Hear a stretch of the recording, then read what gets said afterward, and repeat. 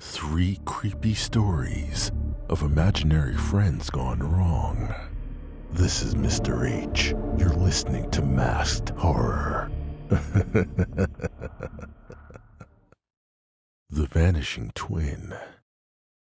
I always thought kids had wild imaginations, but what my son Liam started saying shook me to my core. It began innocently enough, a passing mention of someone named Leo. I didn't think much of it. Kids make up imaginary friends all the time, right? But looking back, I wish I had paid more attention from the start. It was a quiet Saturday morning, and Liam was playing with his cars on the floor. My wife Emily and I were sipping coffee when he casually said, "Leo likes this car the best. It's red, like blood." I paused mid-sip and glanced at Emily. "Who's Leo, buddy?" I asked, trying to keep it light. "My brother," Liam said without looking up. "He was in Mommy's belly with me, but he didn't make it out." I felt the blood drain from my face. Emily went pale, her hand trembling as she sat her mug down. We'd never told Liam about the miscarriage. It happened early in the pregnancy, before we even knew there had been twins. There was no way Liam could have known. Maybe he overheard a conversation we didn't remember having, but then things started getting strange. Liam's obsession with Leo grew quickly. He'd set a place for him at the dinner table. He insisted we leave the closet door open at night because Leo doesn't like being shut in. Sometimes I'd catch him whispering to someone when he thought we weren't watching. When I asked who he was talking to, he'd roll his eyes like I was dumb. "Leo," he'd say, as if it were obvious. Then came the accidents. One night, I woke up to the smell of gas. I bolted out of bed and ran to the kitchen, where I found the stove turned on, but unlit. Liam was standing in the doorway, rubbing his eyes. "Liam, what are you doing?"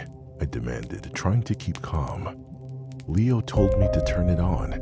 He said he wanted to see the fire," Liam replied, his voice eerily calm. My stomach twisted. I didn't want to scare him, but I couldn't let this go on. Emily and I decided to take Liam to a therapist, hoping it was just a phase.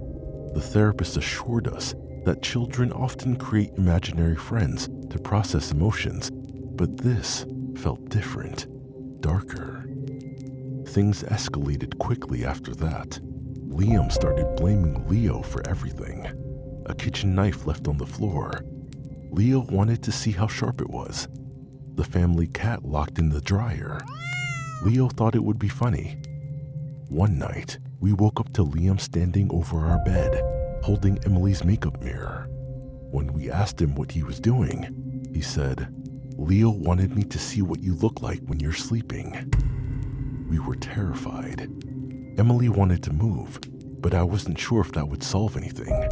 Wherever we went, Leo seemed to follow. The breaking point came a few weeks later. I came home late from work and found the house eerily quiet. Emily was in the kitchen, pale and shaking. "Where's Liam?" I asked, a knot forming in my stomach. She pointed upstairs without saying a word. I ran up to his room and found him sitting on the floor, holding a piece of paper. He was drawing 2 stick figures, one labeled Liam and the other labeled Leo. But what made my blood run cold was the noose he'd drawn around the neck of the figure labeled Liam. "What's this?" I asked, trying to keep my voice steady. "Leo says it's the only way we can be together again," Liam said, looking up at me with tears in his eyes. "He says he's lonely, Daddy. He misses me." I felt like I couldn't breathe. That night, we locked up everything in the house, knives, cords, anything that could be dangerous. We even put a lock on Liam's bedroom door, something I swore I'd never do, but it didn't matter. I had to protect my family. A few nights later, I woke up to a loud crash. I ran to Liam's room and found the window wide open. My heart sank. I ran outside, screaming his name, and found him standing in the backyard, barefoot and shivering. He was staring up at the sky, whispering, "I'm coming, Leo, I'm coming." I grabbed him and carried him inside. He didn't fight me, but his eyes were distant, like he wasn't really there anymore.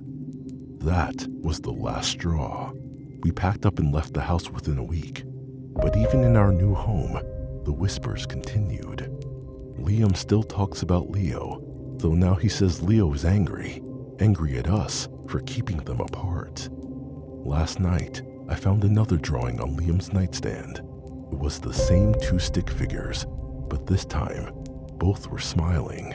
Underneath, in shaky letters, it said, "Soon we'll be together." The Whispering Roommate.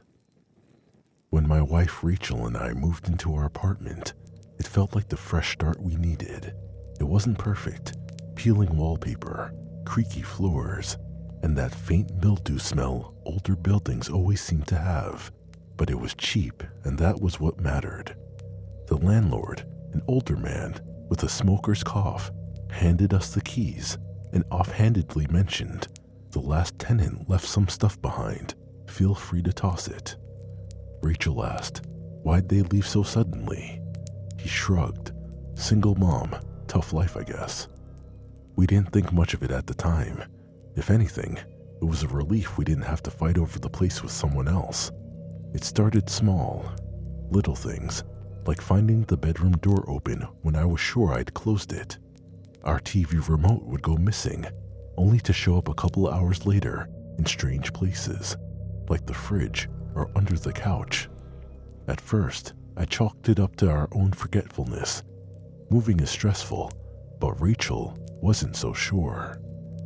"I keep hearing footsteps at night," she said, one morning over coffee. "Like little footsteps." I laughed it off. "It's probably the neighbors upstairs." She frowned. "We're on the top floor." A few days later, I came home to find Rachel standing in the hallway, pale as a ghost. She held up a photo she'd found stuffed in a drawer in the spare bedroom. It showed a little boy, maybe 6 years old, with curly blonde hair and a crooked smile. He was sitting on the steps outside our building, holding a toy truck. "Must be the previous tenant's kid," I said. Rachel nodded, but didn't say anything. That night, as we were getting ready for bed, I thought I'd heard faint giggling coming from the spare bedroom. I froze, my toothbrush halfway to my mouth. "Did you hear that?" I asked Rachel. She looked at me wide-eyed. "You heard it too." The giggling wasn't the worst part. Over the next few weeks, things escalated. We'd wake up to find drawers pulled out, chairs overturned, and one night, the stove burner was left on. Rachel was terrified. She started researching the apartment, determined to figure out what was going on. One evening, she sat me down with her laptop. "I found something," she said, her voice shaking. "A previous tenant. Her name was Dana, and she had a 6-year-old son named Ben. She disappeared, just vanished. No one knows where she went." "That's creepy," I said, trying to dismiss the knot forming in my stomach. "Maybe she skipped town." Rachel shook her head. "The neighbors said Ben had an imaginary friend. He called him Sam.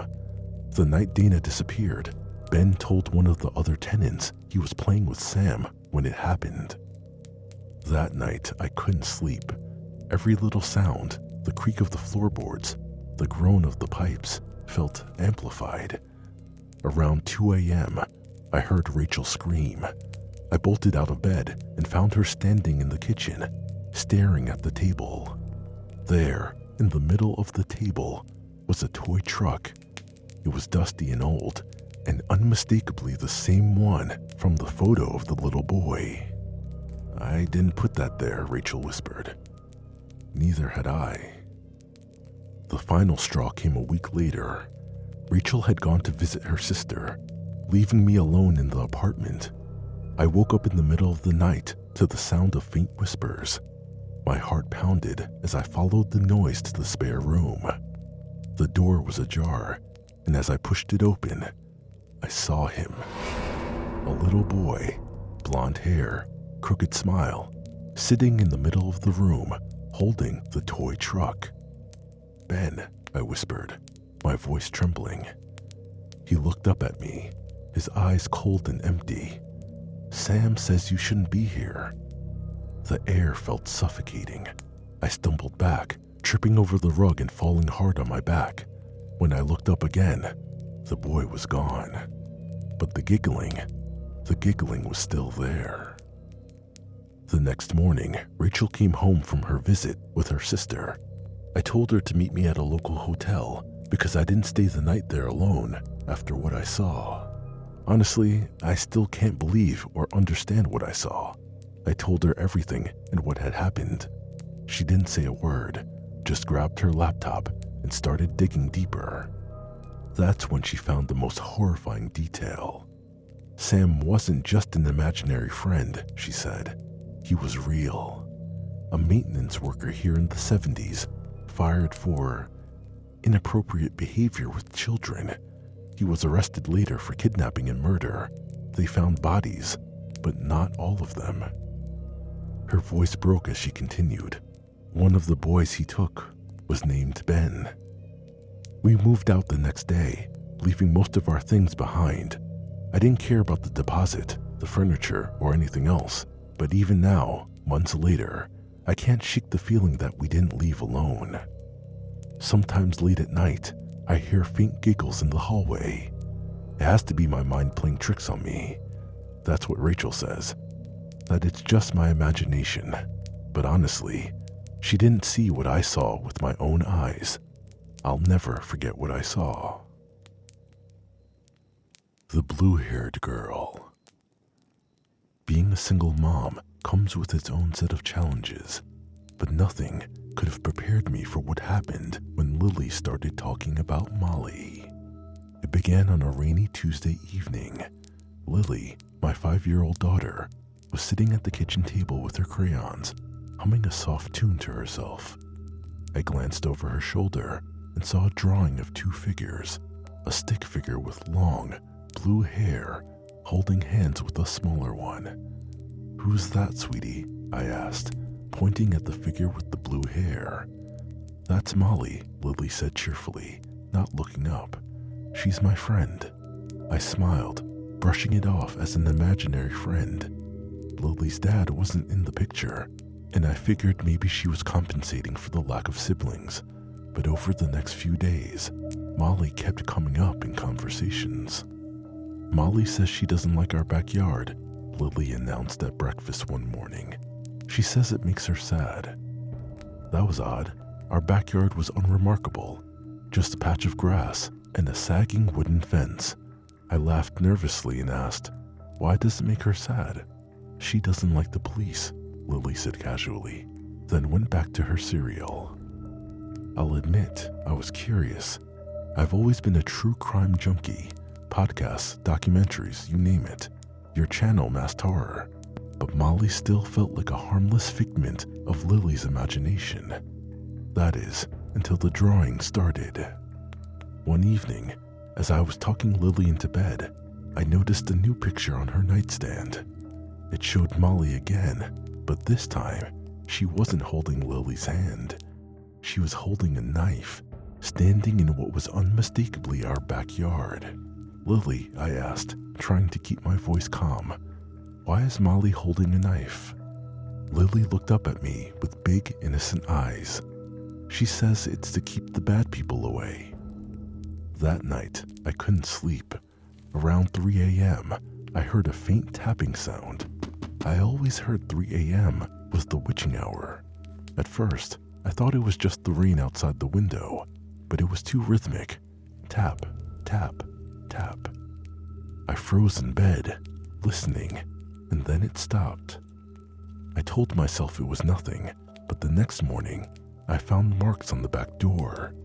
Deep, uneven marks, as if someone had dragged something sharp against it. I tried to rationalize it, maybe an animal, but my gut told me otherwise. My unease only grew when Lily dropped another bombshell during dinner that night. Molly says the police took her away again, she said between bites of macaroni. What do you mean again? I asked, my pulse quickening. Lily shrugged. She doesn't like to talk about it. That was it. I needed answers. I spent the next few nights diving into the history of our house. I started with property records and eventually found myself combing through old crime reports from the neighborhood. That's when I found her. Molly could have been a drifter who had been a suspect in the early 80s after a series of violent home invasions in our area. There were multiple home invasions with different descriptions of suspects with distinctive masks, but the general consensus is that it was one person. Her signature was breaking into homes late at night, cutting the phone lines, and terrorizing her victims. Most survived, but one family hadn't been so lucky. Molly had been seen in our house, this house, after attempting to murder the homeowner with a kitchen knife. I slammed my laptop shut, my heart racing. It was just a coincidence, I told myself. Lily must have overheard something I didn't remember saying. There was no way Molly could be back. She would be dead, or too old to be running around causing trouble at her age now. But then things got worse. I started finding more pictures. Lily and Molly standing in the backyard. Molly sitting on the couch. Molly peeking through a window. Every one of them was eerily accurate, down to the cracks in the walls and the chipped paint on the fence. Lily's descriptions of Molly grew more vivid too. She has blue hair like the sky, she told me one morning, and her eyes are big and black, like yours when you're mad. I couldn't eat, I couldn't sleep, and then, one night, I woke up to the tapping sound again. This time, it was louder. It was coming from Lily's window. I ran into her room, but she was gone. The bed was empty, the sheets still warm. My heart felt like it was going to burst as I turned on every light in the house, calling her name. Then, I saw it. The back door was wide open. I ran outside screaming for her and found her standing in the middle of the yard. She was holding her stuffed bunny in one hand, her other hand outstretched as if she was reaching for someone. "Lily," I shouted, grabbing her and pulling her close. "What are you doing out here?" She looked at me confused. "I was talking to Molly. She said she wants me to come with her." We left the house immediately. I packed up whatever I could fit in the car and drove to my sister's place. But even now, I can't escape the feeling that we didn't really leave Molly behind. One night, Lily woke me up. She was standing at the foot of my bed, holding that same stuffed bunny. "Molly says you're lonely," she whispered. "She says she misses you too." I haven't had a good night's sleep since, and this is coming from a person who falls asleep to true crime stories.